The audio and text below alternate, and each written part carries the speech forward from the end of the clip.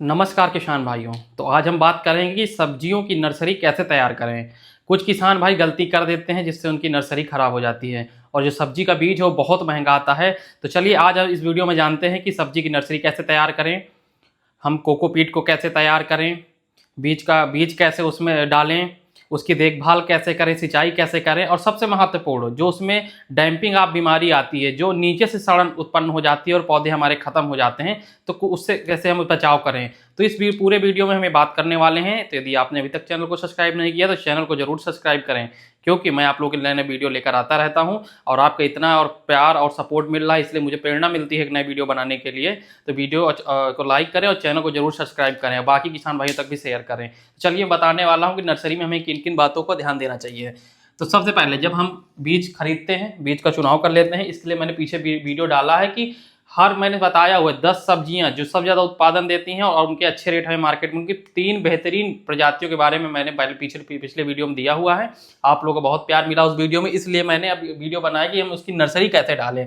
तो सबसे पहले जब हम बात करते हैं नर्सरी प्रिपरेशन की, तो 2 तरीके से हम नर्सरी तैयार करते हैं। तो कुछ किसान भाई तो हमारी मिट्टी में ही नर्सरी को तैयार करते हैं। तो अगर आप मिट्टी में कर रहे हैं तो क्या क्या हमें सावधानी बरतनी चाहिए। तो सबसे पहले बात, हमें ऐसी जगह का चुनाव नहीं करना चाहिए जहां नमी हो या पानी का भराव हो, क्योंकि इस दोनों कंडीशन पे हमारी जो नर्सरी है वो खराब हो सकती है। और ऐसा भी ना हो कि धूप ना आए, थोड़ी बहुत धूप भी आनी चाहिए, धूप का हमें ध्यान देना चाहिए। तो ये चीज़ बहुत ध्यान देने वाली है, नमी वहाँ पर बिल्कुल ना हो, पानी का भराव बिल्कुल ना हो, वहाँ पर धूप हमें मिलनी चाहिए। और जैसे ज़मीन है ना, ज़मीन से ऊंचाई, जो हमारी ज़मीन उससे ऊंचाई पे बेड तैयार करनी चाहिए। बेड जो है ज़मीन से ऊपर हमें 5 सेंटीमीटर, लगभग 3 से 5 सेंटीमीटर ऊपर की होता है, ताकि बारिश में अगर पानी आ भी जाए तो हमारे नर्सरी खराब ना हो।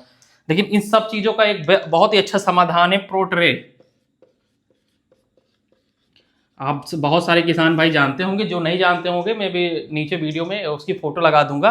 आप ऑनलाइन भी आज के रेट में खरीद सकते हैं। प्रोट्रे में छेद होते हैं जिसमें हम बीज को डालते हैं और उसमें हम जैसे जो भी हमारा नर्सरी तैयार करने के लिए जो भी मटेरियल हम डालते हैं उसमें भर देते हैं, फिर बीज डालते हैं। तो प्रोट्रे होते हैं, ऐसा एक ट्रे टाइप होता है, ऐसे करके उसमें छेद होते हैं। तो 100 का भी आता है, 100 छेद होते हैं, 50 छेद होते हैं, 150, 200 ऐसे आता है। तो इसकी क्वालिटी अलग अलग क्वालिटी की आती है। तो आप जिस क्वालिटी का खरीदना चाहते हैं वो, लेकिन अच्छी क्वालिटी खरीदे ज़्यादा बेटर है। तो ये बात होगी प्रोट्री में अगर आप करते हैं तो इसके फायदे बहुत सारे हैं। देखिए, अगर कोई बीमारी आती है तो सिर्फ एक पौधे पे आएगी, क्योंकि अलग अलग छिद्र हैं, आपस में मिलेंगे नहीं, जड़ें आपस में नहीं उलझती हैं, और ट्रांसप्लांट करते वक्त हमें बहुत ज़्यादा आसानी होती है। पानी हम अगर देते हैं तो पानी देने में हमें आसानी होती है, हम स्प्रे के रूप में दे देते हैं। और इसको अगर हम धूप दिखाना है तो उठाकर हम ले गए और धूप दिखा के फिर अंदर रख लिए। तो ये सब बारिश में है अंदर ले आए, लेकिन अगर आपने मिट्टी में तैयार किया है तो आप ये सब चीज़ें नहीं कर सकते, आपको वहीं पे सेट तैयार करना पड़ेगा। तो प्रोट्रे में फ़ायदे बहुत सारे हैं आपको। तो चलिए दूसरी बात करते हैं, ये हो गई प्रोट्रे की। और हमें मिट्टी में, अगर मिट्टी में नर्सरी डाल रहे हैं तो हमें किन किन चीज़ों का ध्यान देना चाहिए, तो बात तो ये हो गई। दूसरा हो गई, इसमें हम यूज क्या करें। तो हम कोकोपीट का यूज करते हैं। कोकोपीट ये नारियल से बना होता है, नारियल के जो छिलके हैं उससे बनाया जाता है। ये हमारे बहुत फायदेमंद होता है, क्योंकि इसमें पानी सोखने की क्षमता बहुत ज़्यादा होती है। अगर हमने एक बार स्प्रे कर दिया तो 60-70% पानी ये सोख के रखता है और पौधे को जितनी ज़रूरत होती है उतना देता है। अगर ज़्यादा पानी हो जाएगा ना तो डैम्पिंग, जो जल सड़न की समस्या होती है ज़्यादा पानी की वजह से होती है। तो इसलिए कोकोपीट, तो कोकोपीट को हम जो होता है, इसके साथ हम वर्मी कंपोस्ट है अगर हमारे पास तो हमें उसको मिला देना है। ये आपको ऑनलाइन भी मिल जाता है, कोकोपीट है, ऑनलाइन आप मंगा सकते हैं, आपको अवेलेबल हो जाएगा। साथ में जब हम ये कल्चर तैयार करते हैं अपनी नर्सरी के लिए, तो साथ में इसमें हम फंजीसाइड मिला देते हैं, जिससे जो हमारी फफूंद जनक बीमारी है, जो डैम्पिंग, सबसे ज़्यादा डैम्पिंग आप है, जड़ से जो गलती है, इसके लिए हम फंजीसाइड से इसका उपचार कर देते हैं ताकि हमारे खेत में समस्या ना आए।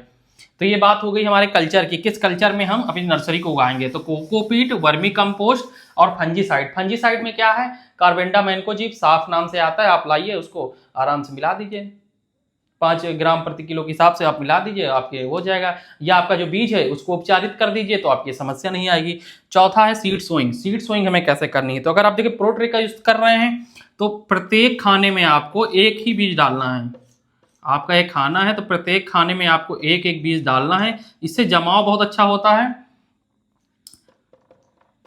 ऐसे करके आप पूरे खाने में एक एक बीज करके डाल देंगे और बीज डालने के बाद एक हल्की सी लेयर फिर से उसके ऊपर से बिछा देंगे और हल्के हल्के हाथों से दबा देंगे और हल्का सा पानी का स्प्रे करना है। पानी ऐसे नहीं डालना, उड़ेड़ देना है, स्प्रे फॉर्म में ही पानी देना है, क्योंकि ऑलरेडी कोकोपीट है जो सोख लेता है और पौधे को आपको धीरे धीरे जरूरत के हिसाब से देता रहता है, जिससे कि हमारे जो बीमारी है वो नहीं आती है। अब बात करते हैं जिस पूरी भी जब नर्सरी हमारी तैयार हो रही होती है तो जब समस्या आती है सबसे बड़ी डैम्पिंग है, जिसमें हमारा पूरा पौधा ही खत्म हो जाता है। तो पौधा अगर हमारा पौधा तो ये नीचे सड़ के गिर जाता है, यहाँ से सड़ के ये गिर जाता है। तो इसके लिए हमें वही जो मैंने शुरू में बताया बीज उपचार कर लेना चाहिए, और जो हमारा कल्चर है वर्मी कंपोस्ट और जो हम बना रहे हैं कोकोपीट को उसको उपचारित कर लेना चाहिए। अगर आपकी ज़्यादा समस्या, अगर उसके बाद भी अगर बड़े ज़्यादा समस्या अगर आ रही है, इसमें आपका कंट्रोल नहीं हो रहा है, तो सीधे रामबाण इलाज है रीडोमिल गोल्ड, आपको इसका स्प्रे कर देना है। 50 ग्राम का पाउच होता है ये, और 15 लीटर पानी में मिलाना है इसको, और आपको इसको स्प्रे कर देना। ये पानी में घुल जाता है।